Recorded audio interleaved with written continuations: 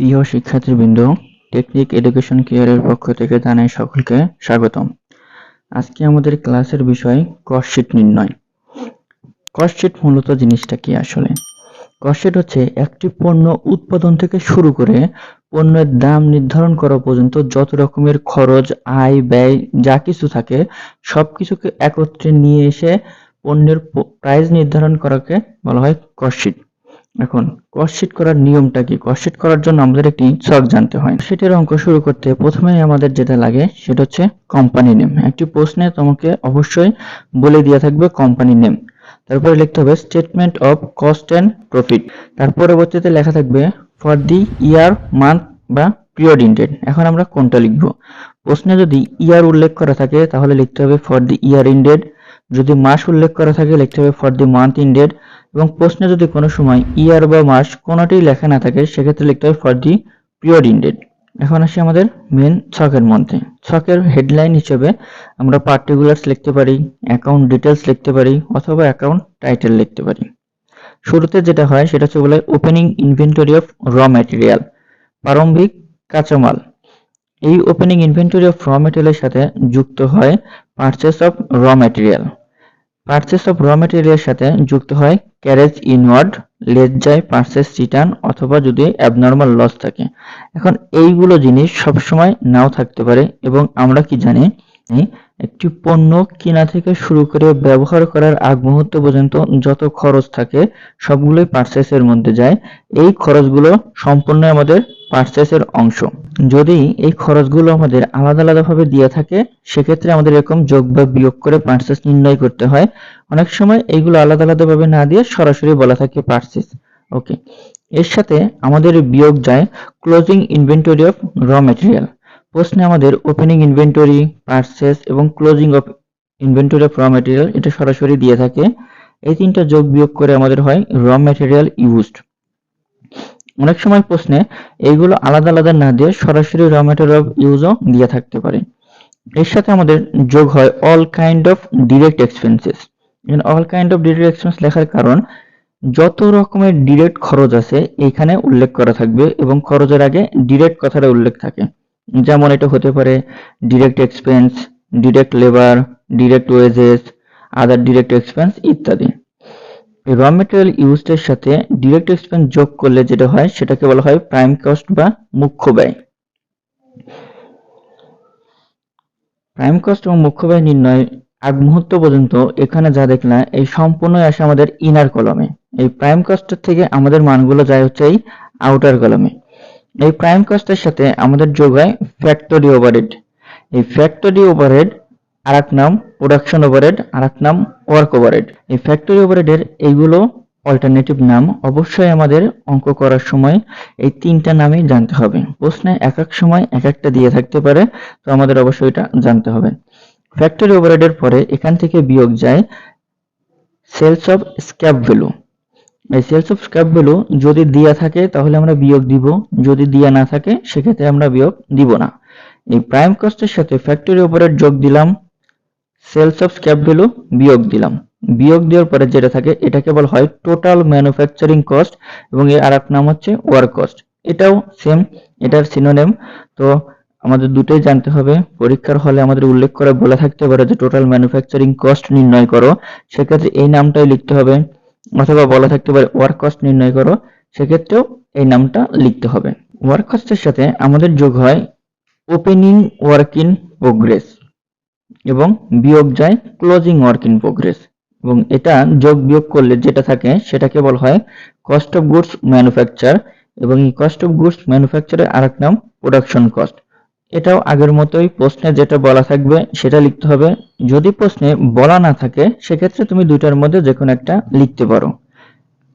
এই cost of goods ম্যানুফ্যাকচারের সাথে আমাদের যেটা যোগ হয় সেটাকে বলা হয় opening finish good. Cost of goods manufacture বা প্রোডাকশন কস্টের সাথে আমাদের যেটা যোগ হয় সেটাকে বলা হয় opening finish goods.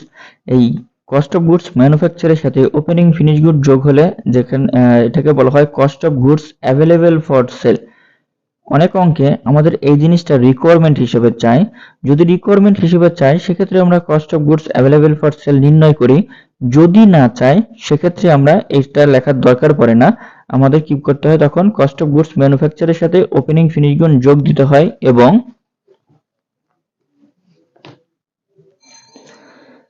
Closing finish good minus করতে হয়। ক্লোজিং ফিনিশ গুড মাইনাস করলে যেটা থাকে সেটাকে বলা হয় কস্ট অফ গুডস সোল্ড। এই কস্ট অফ গুডস সোল্ডের সাথে আমাদের যোগ দিতে হয় কমার্শিয়াল বা অপারেটিং এক্সপেন্স। প্রশ্নে তুমি কমার্শিয়ালও লিখতে পারো অথবা অপারেটিং এক্সপেন্সও লিখতে পারো। কমার্শিয়াল বা অপারেটিং এক্সপেন্স সাধারণত দুই প্রকারের হয়। একটিকে বলা হয় অ্যাডমিনিস্ট্রেটিভ এক্সপেন্স, একটিকে বলা হয় সেলিং এবং ডিস্ট্রিবিউশন এক্সপেন্স। অ্যাডমিনিস্ট্রেটিভ এক্সপেন্স মানে আমরা জানি প্রশাসনিক খরচ, সেলিং এবং ডিস্ট্রিবিউশন এক্সপেন্স বলতে বোঝাচ্ছে বিক্রয়জনিত খরচ।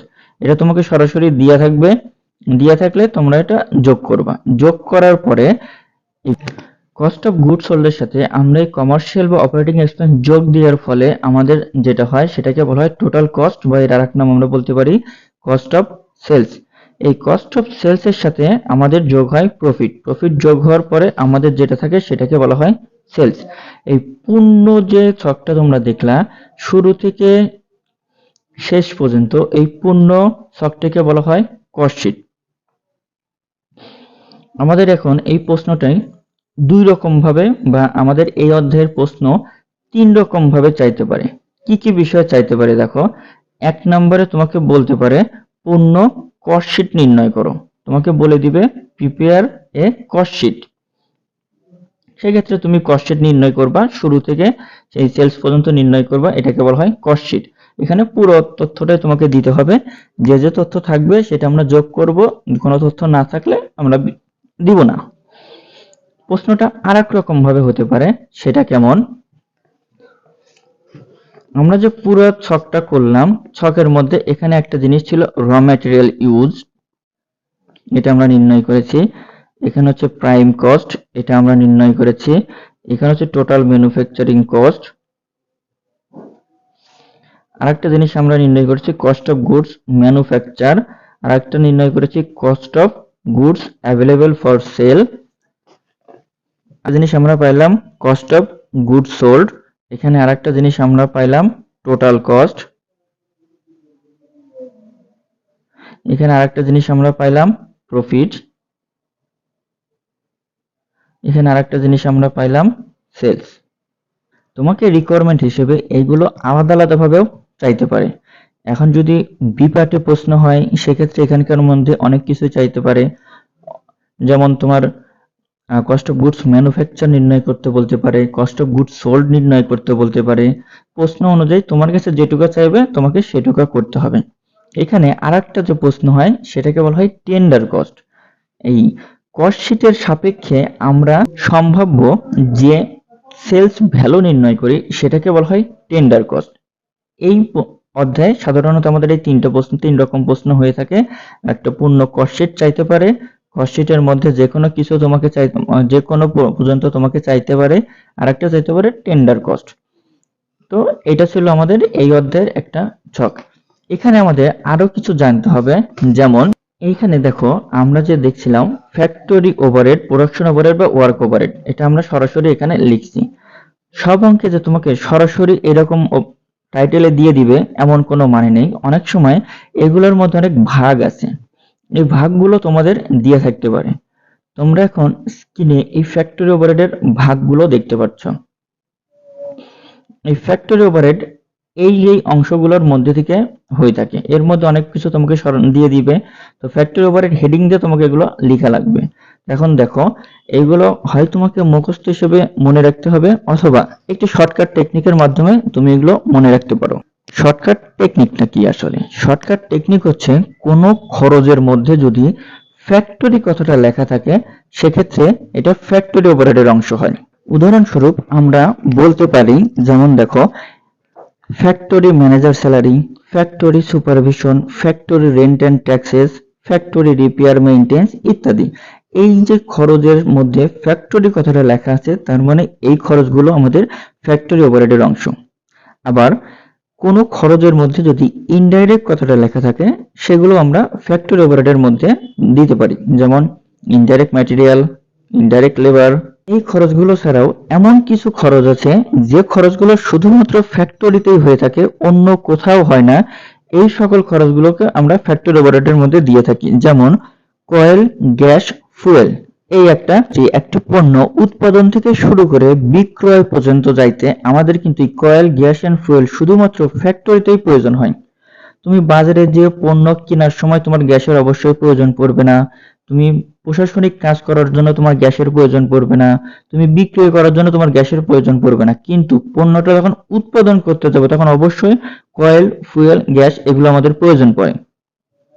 আমরা যদি আরেকটা উদাহরণ দেখতে পারি, যেমন দেখো cost of idle time. Cost of idle টাইমকে বলা হয় অলসতার সময়। এই অলসতার সময়টা একমাত্র ফ্যাক্টরিতেই হয়ে থাকে, অন্য কোথাও এটার জন্য হয় না। তো এই রকম আমরা তথ্যগুলোর সাপেক্ষে এই ফ্যাক্টরি ওভারহেডগুলো আমরা আইডেন্টিফাই করতে পারি। এই তথ্যগুলোর পাশাপাশি আমাদের এমন অনেক তথ্য থাকে যে তথ্যগুলো আসলে আমাদের এই অঙ্ক করতে কোনো প্রয়োজন পড়ে না। তোমরা এখন স্ক্রিনে যে ছবিটা দেখতে পাচ্ছ, এখানে দেখো 15টি এমন তথ্য নাম দেয়া আছে যেগুলো এই অঙ্ক করতে আমাদের কখনো প্রয়োজন পড়ে না। যেমন income tax, bad date provision, donation বলতে পারো, কম্পেনসেশন বলতে পারো, প্রফিট অ্যান্ড লস বলতে পারো। এই তথ্যগুলো আমাদের এই অঙ্ক করতে কোনোই কাজে আসে না, কিন্তু অনেক সময় তোমাকে এই তথ্যগুলো দিয়ে দেওয়া হয়। এই তথ্যগুলো মধ্যে থেকে বাছাই করে যে যে তথ্য আমাদের এই ছকে প্রয়োজন, এই তথ্যগুলো নিয়ে অঙ্ক করাটাই হচ্ছে আমাদের এই অধ্যায়ের কাজ। এখন আমরা যেটা শিখব সেটা হচ্ছে কিভাবে সহজ উপায়ে আমাদের এই ছকটিকে আমরা মনে রাখতে পারি। চলে আসি আমরা আমাদের আবার ছকে। ধরে নাও আমরা যদি কোনো রেস্টুরেন্টের কস্ট শিট নির্ণয় করি, তো রেস্টুরেন্টের কস্ট শিট নির্ণয় করতে প্রথমে আমাদের কি দরকার? কাঁচামাল হিসেবে সবজি বা মাছ মাংস এগুলো দরকার পড়বে। এই সবজি বা মাছ মাংস যাই বলি, এটাকে বলা হয় র ম্যাটেরিয়াল, কাঁচামাল। এখন আমাদের প্রথম অবস্থায় opening inventory of raw material মানে প্রারম্ভিক কাঁচামাল পণ্য থাকতেই পারে। যদি কোনো পণ্য থেকে থাকে, রান্না করার আগে কোনো পণ্য থেকে থাকে, সেটাকে আমরা বলতেছি opening inventory of raw material. এখন রান্না করার সময় প্রয়োজনীয় কাঁচামাল আমাদের নাও থাকতে পারে, সেক্ষেত্রে আমাদের কিনতে হবে। যদি কিনতে হয় সেক্ষেত্রে আমরা purchase of raw material add করব, এবং কেনার পরে যদি আমাদের পরিবহন খরচ হয়, কিনে আমরা ফেরত দিই, কিনতে দিয়ে লস হয়, তো এগুলো আমরা এখানে অ্যাড করি। অ্যাড করার পরে দেখা যাচ্ছে সম্পূর্ণ কাঁচামালই কিন্তু আমাদের লাগে না অনেক সময়, তো কিছু অবশিষ্ট থেকে যায়। যে অবশিষ্ট অংশটুকু থেকে যায় সেটাকে বলা হচ্ছে closing inventory of raw material. তাহলে দেখো আমরা আগে কিছু তো কাঁচামাল ছিল, নতুন করে কিনলাম, কিছু অবশিষ্ট থেকে গেল, সেটা বাদ দিলাম, যোগ করলে বিয়োগ করে আমরা যেটা পাই র ম্যাটেরিয়াল ইউজড, মানে আমরা কতটুকু কাঁচামাল ব্যবহার করেছি। এরপরে আমাদের যেটা আসে সেটাকে বলা হয় ডিরেক্ট এক্সপেন্স। ডিরেক্ট এক্সপেন্স বলতে বোঝাচ্ছে একটা পণ্য তৈরি করতে যে খরচটা সরাসরি প্রয়োজন। যেমন আমরা কি বলতে পারি, একজন শেফ রান্না করতে গেলে শেফকে অবশ্যই প্রয়োজন পড়ে, তো এই শেফটাকে আমরা বলতে পারি ডিরেক্ট ওয়েজেস। শেফের যে বেতন তাকে আমরা বলতে পারি direct expense, direct wages, direct labour. এটাকে আমরা অনেক রকম ভাবে প্রকাশ করতে পারি, প্রশ্নে যেরকম ভাবে থাকবে। এই দুটো যোগ করলে যেটা হয় সেটাকে বলা হয় প্রাইম কস্ট। এখন দেখো পণ্য উৎপাদন করতে আমাদের কাঁচামাল অবশ্যই প্রয়োজন, আমাদের একজন শেফ অবশ্যই প্রয়োজন, এই দুটো যোগ করলে হচ্ছে প্রাইম কস্ট। এখন তুমি রান্না করতে যাচ্ছ কিন্তু রান্নার ঘর নাই, তাহলে তো হবে না। সেজন্য কি আমাদের রান্না করার জন্য বা পণ্যটাকে উৎপাদন করার জন্য উৎপাদনের জায়গা প্রয়োজন, যেটাকে আমরা কি বলি ফ্যাক্টরি বলি। তো এই জন্য এই যে ফ্যাক্টরি ওভারহেড, অবশ্যই আমাদের ফ্যাক্টরি ওভারহেডটা প্রয়োজন। এরপর হচ্ছে এই রান্না করার সময় যদি কোনো সবজি আছে যেটা আমরা ব্যবহার করতে পারতেছি না কিন্তু পরবর্তীতে বিক্রি করে দেওয়া যাবে, এমন কিছু থাকে, সেটাকে বলা হয় স্ক্র্যাপ ভ্যালু। স্ক্র্যাপ ভ্যালু থাকতেও পারে, নাও পারে। প্রশ্ন যদি স্ক্র্যাপ ভ্যালু থাকে তাহলে আমরা দিব, যদি না থাকে তাহলে দিব না। তো এগুলো যোগ করলে যেটাকে বলা হয় সেটা হচ্ছে টোটাল ম্যানুফ্যাকচারিং কস্ট বা ওয়ার্ক কস্ট। ওয়ার্ক কস্টের পরে আমাদের যেটা আসছে ওপেনিং ওয়ার্ক ইন প্রোগ্রেস বিয়োগ যাচ্ছে ক্লোজিং ওয়ার্ক ইন প্রোগ্রেস। তো এটা যদি সবসময় থাকবে এর কোনো মানে নাই। যদি প্রতিষ্ঠানটি নতুন হয় সেক্ষেত্রে আমাদের ওয়ার্ক ইন প্রোগ্রেস নাও থাকতে পারে। প্রশ্নে যদি ওপেনিং বা ওয়ার্ক ইন প্রোগ্রেস থাকে তো আমরা দিব, যদি না থাকে দিব না।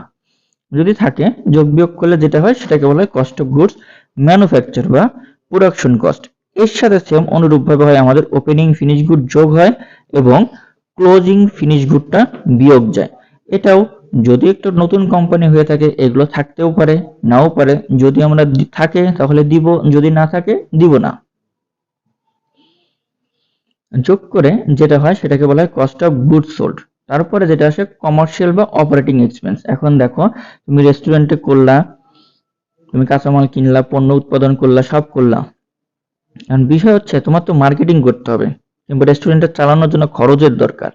তো চালানোর জন্য যে খরচ সেটাকে আমরা বলতেছি অ্যাডমিনিস্ট্রেটিভ এক্সপেন্স, এবং পণ্যটি বিক্রয় করার জন্য আমাদের যে খরচ হয় সেটাকে বলা হচ্ছে সেলিং অ্যান্ড ডিস্ট্রিবিউশন এক্সপেন্স। তো আমরা একটু যোগ করলে পাবো টোটাল কস্ট। এখন দেখো পণ্যটা তুমি উৎপাদন করলা, ঠিক আছে, পণ্যটাকে তুমি রান্না করলা, সেটাও ঠিক আছে, পণ্যটাকে তুমি অ্যাডমিনিস্ট্রেটিভ তোমার সাজাইলা, তুমি বিক্রি করলা, সবই ঠিক আছে, বিক্রি করার জন্য খরচ হলো সেটাও ঠিক আছে, সবকিছু টোটাল একটা তুমি খরচের হিসাব করলা। এখন তুমি কি প্রফিট না ছাড়াই বিক্রি করবা? অবশ্যই না।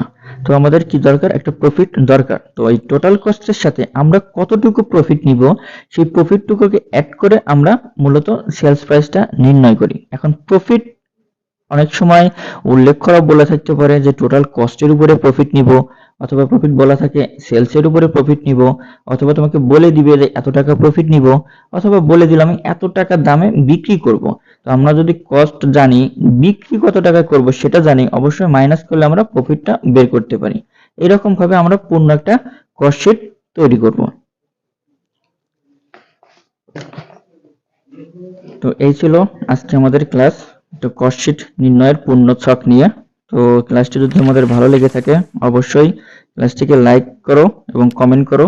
তোমরা যদি ক্লাসটি ইউটিউব থেকে দেখে থাকো তাহলে ইউটিউব চ্যানেলটিকে সাবস্ক্রাইব করে দিও, এবং যদি তোমরা ফেসবুক চ্যানেল থেকে দেখে, ফেসবুক পেজ থেকে দেখে থাকো তাহলে অবশ্যই পেজটিকে ফলো দিয়ে রাখো। এরকম অঙ্ক আমাদের পেজে এবং চ্যানেলে প্রতিনিয়ত আমরা পোস্ট করে থাকি। তোমাদের যদি কোনো অঙ্কের সমস্যা হয়ে থাকে অবশ্যই কমেন্ট করে জানিও, এবং কার কোন অঙ্ক দরকার সেটা অবশ্যই জানিয়ে দিও। আমরা অবশ্যই চেষ্টা করব ওই অঙ্কগুলো করে দেওয়ার জন্য এবং তোমাদের সমস্যার সমাধান করে দেওয়ার জন্য। ধন্যবাদ সবাইকে ক্লাসটি দেখার জন্য। আবারও দেখা হবে পরবর্তী